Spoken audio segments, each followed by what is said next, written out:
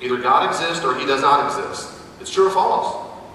You might not like that he exists, or you might love that he exists. That makes it subjective, your preference about him existing. God exists, true or false, that's objective. That's what is Christianity. Either prophets were real or they were not. Either Moses took the Egyptians, the Israelites out of Egypt, or he did not. These are objective facts that are true or false. So they're based on that. Now, this is where you're going to say, David, where's the proof though? We're waiting for the big proof. My response is, be a junior, take apologetics in the spring. There are a lot of arguments I can make to you, and there's a lot of things I can go over. There are many arguments for that. There's eyewitness testimony for Christianity. And bottom line, Christianity makes the most sense out of reality. You have someone like Siddhartha Gautama, the Buddha, who says, all this is illusion. It's Maya. It's illusory. It's not real. You're not real. Evil's not real. Good's not real. That begs the question, then how did you figure that out? Does Charlie Brown ever become conscious? Would Charlie Brown ever, you know who Charlie Brown is? Would he ever pop his head off the paper and go, how'd this happen? I've been living a lie all this time. What a world. How did the Buddha figure out we're all illusion if he is an illusion? I mean, these are self-refuting claims of religion itself. So there is proof. The question really is, are you genuinely open, or have you already closed your mind out for it? Christians are hypocrites. You were born into the faith. These are equally irrelevant, and that's why I put them together. And so, of course, the question is, let's start with hypocrites. There are Christian hypocrites. There are atheist hypocrites. How does that help you? How does that help?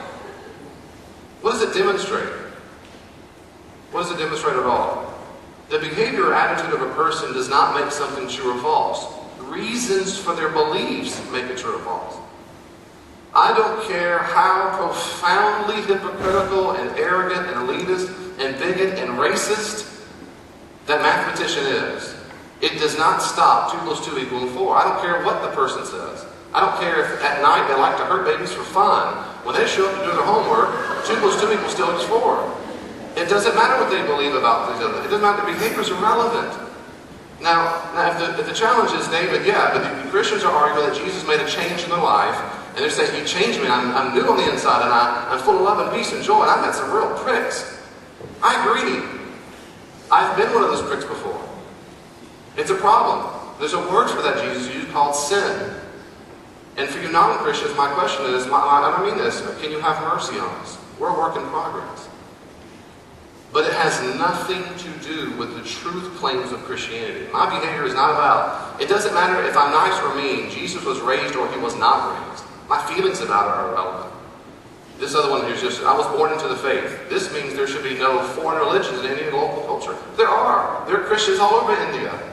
There are Christians in China, Christians in South America. That can't be true because we're only the religion of the majority religion. Right? That's the charge. That means we shouldn't find, if we go to walk into India and there are 1.5 billion Hindus and no other faiths. That's patently false. There are all kinds of faiths. Buddhists, Hindus, Christian. America, this school alone has different religions represented. So that's not true. And then secondly, this is related. This is called, sorry about this logic for a second, a darn logic. It's called genetic fallacy. And the idea is that believing something true or false is true or false if you can determine the source. Determine the source. Stephen says, Longhorns are the best football... Oh, sorry. Who's the best team, Drew? Oh, sorry. The other Drew, sorry. Oh, let me use another analogy, because we're in Texas. Auburn. We'll say for Texas and Longhorns. Okay, look. So the Longhorns are the best team there are. They're the best team there are. And someone comes up and says, of course you say that. Your parents went there. Of course you think they're the best team. No, they really are the best team. Of course you do. You're from Texas, you hick. It doesn't matter what you believe. You're from Texas. Every Texan says, I'm a Texas school. No, I mean, they really are the best team. You think that because all your friends think it. No, they're the best team. How can I test that? I look up their stats. I will take you to the laptop. Look, we can do that in Canada. We can do that in Africa. The stats are stats are stats. They're objective facts. It doesn't matter where I'm from. They are the best team or they're not the best team, depending on objective facts. I might like them because they're the best. I might hate them because they're best. That makes a subjective preference of whether I like the team or not. But the claim was they were the best. In the same way, you're born into the faith. Doesn't mean Christianity is false. My parents are Christians. My parents are Christians. Doesn't mean I'm a Christian because they are. Being born into the faith and hypocrites are both equally invalid. Why would a good God send people to hell? Christians, and Jews and Muslims, but Christians believe that God is perfectly moral. Perfectly moral. Perfectly moral. I'm going to make that sink in. He's absolutely moral. By the way, a little footnote here, as one of our professors used to say, jump a little footnote. Whenever you judge yourself by Hitler and the worst person you know, you're judging yourself by the worst possible person. Of course you're going to look righteous. What if that's not reality? What if we're supposed to judge ourselves by the best example? If that's the case, then no one, in fact, is perfect. No one that looks that good at all. God is perfectly moral, as it were. Why do we think people should be punished? The other day I was watching, my wife reports Oprah Winfrey, Oprah show. And there was an Oprah show where this kid was locked in a closet for 3 months, 2 or 3 months. 6 years old. Which I don't want to get torn up right now because my son is 6 years old. And if he peed in his diapers, the dad would urinate on him. Didn't give him food or drink hardly at all. It just makes you outraged at it. He had a rash all over his neck because they poured liquid soap on his mouth because he cried for help. He was chained up in a closet. And my wife says, in all gentleness and meekness, says, that guy should be dragged out and dealt with. When the dad was in court, he looks at the son as he walks by and says, see what you've done? If you're half human, you hear this story and go, I can't believe that guy would do that. He should be taken out and dragged and da-da-da-da-da-da. Why do we have an inherent sense that people who do immoral things should be punished? We get that from God. That morality flows straight from God. A sense that a perfectly moral thing is not right. You should not get away from that. OJ did it. Well, I'm sorry, I didn't mean that to come out. There's an inherent sense of justice that makes us mad about it. Well, number one, Jesus believed in hell. That's important. It's important to believe Jesus believed in hell. Yet, of course, knowing exactly what hell will be like has been debated throughout the history of the church. Recently, there was a big controversy with Rob Bell, who's a pastor, and book written and all that stuff. That's beyond the scope of this discussion. But in the history of the church, there have been different views of what hell will be like. Some say it's forever. You experience it. It's called durative time. You experience it forever. Some in the church said it's temporary. Now, the temporary might be a couple million years, but there's going to be a time limit on it. Others say it's annihilation, that eventually your soul just gets burned up and you no longer exist. Those are kind of three major views throughout the history of the church. Some say it's right in the midst of God's presence, and that's why you feel His wrath. Others say you're completely apart from God, and that's why you feel the suffering. So there's been discussions about that.